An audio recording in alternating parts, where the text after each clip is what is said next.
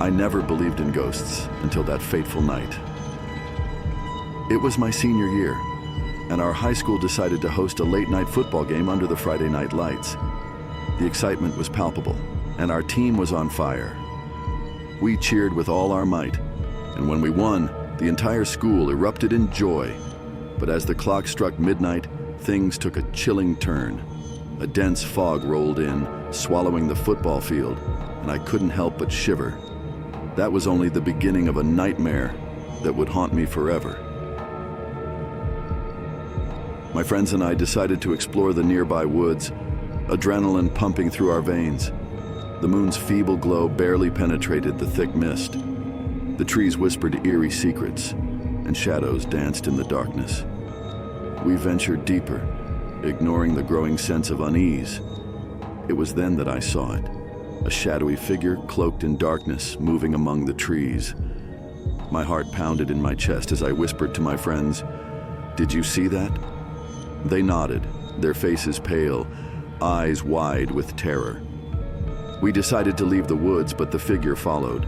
Its presence grew closer with each step, and the footsteps behind us sounded like an ominous echo. Back in the safety of the school's illuminated halls, we thought we'd escaped the malevolent presence, but strange occurrences began to plague us. Lights flickered inexplicably, and chilling whispers echoed through the empty corridors. Lockers slammed shut of their own accord, and books flew from shelves with unseen force. We were trapped in a real-life horror movie. One night, while alone in the school library, I saw her, a ghostly girl in a tattered uniform, her eyes hollow and mournful. She beckoned me, and I couldn't resist. I followed her into a hidden chamber beneath the school, where she revealed a grisly secret. The school was built on the ruins of an ancient burial ground, and the malevolent spirit that haunted us was an angry soul seeking revenge. I knew then that we had to find a way to appease the spirit. As we searched for answers, we uncovered a hidden journal with an incantation to free the vengeful spirit. With trembling hands, we performed the ritual, not knowing what would happen next. The school shook and the ghostly apparitions faded away into the night. The haunting was over, but the scars remained. My advice to anyone who encounters the supernatural is simple. Respect the dead, never meddle with the unknown, and tread carefully in the world of spirits. The past has a way of returning to haunt the living, and once you open that door, you may never escape its horrors.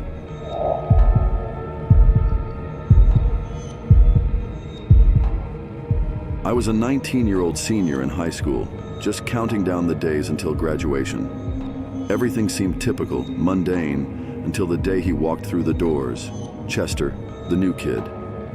His arrival was shrouded in whispers and curiosity, but there was something unsettling about him.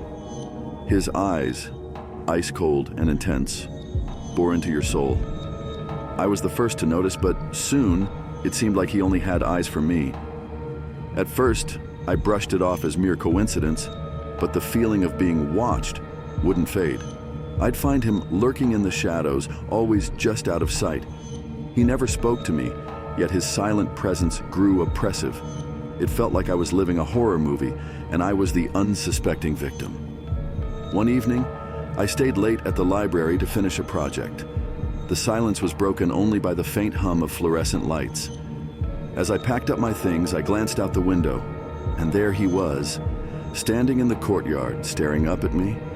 My heart raced, and I bolted for the exit. Weeks turned into months, and Chester's obsession with me only intensified. He'd leave cryptic notes in my locker, twisted poetry that spoke of death and darkness. The entire school seemed indifferent to my pleas for help. I was alone in this nightmare, and it was swallowing me whole. One night, as I walked home, a chill ran down my spine. I could sense him following me. I quickened my pace, but the footsteps behind me quickened too. Panic surged through my veins, and I knew I couldn't outrun him. Then he whispered my name. The voice was like a death rattle, echoing in the darkness. I turned to see his ghastly face, twisted into a sinister grin. He lunged at me, And in that moment, I fought back with everything I had. Adrenaline coursed through my veins, and I managed to break free, running to the safety of my home. The next day, Chester was gone from school. It was as if he had never existed, but I couldn't shake the feeling that he was out there, lurking, waiting to strike again. As I recount this tale, the fear still lingers in the corners of my mind. The advice I have for you, dear listener, is simple. Trust your instincts. If something doesn't feel right, don't dismiss it as mere paranoia. Seek help and protection, for sometimes the monsters are real and they walk among us in plain sight. And if you ever encounter Chester, remember, you may not be as lucky as I was to escape his clutches. Stay vigilant and never underestimate the darkness that can reside in the most unexpected places.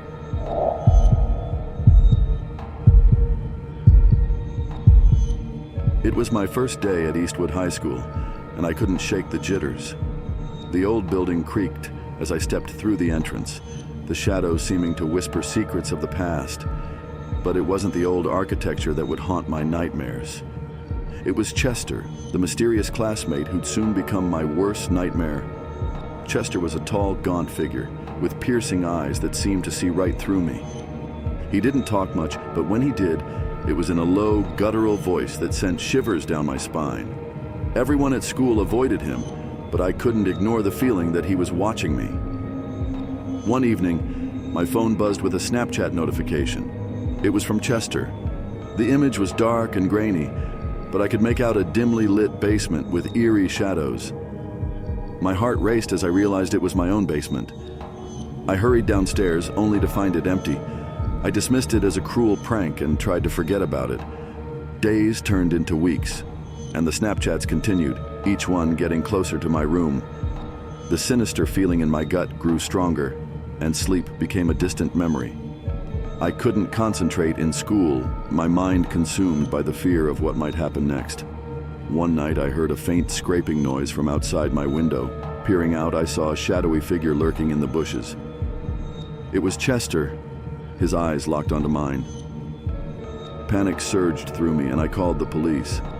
They arrived quickly, but Chester was nowhere to be found.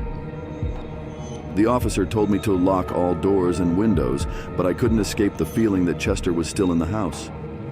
As I searched each room, my heart pounded. Finally, I reached the basement door. It was slightly ajar, and a cold draft seeped through. I gathered my courage and pushed it open. In the dim light, I saw Chester, his face twisted into a sinister smile. My scream echoed through the basement as I realized that he'd been hiding there all along. He lunged at me, and in the struggle that ensued, I managed to grab a nearby tool to defend myself. In the end, it was Chester who lay motionless on the basement floor. As the police took him away, I discovered a hidden room filled with pictures and newspaper clippings of me. Chester had been obsessively stalking me, plotting who knows what. It was a horrifying revelation. The nightmare had finally ended, but it left me with a profound sense of unease. I couldn't help but wonder how many more Chesters were lurking out there. My advice to you, dear listener, is to be vigilant. Trust your instincts, and don't dismiss the feeling that someone is watching. It might just save your life.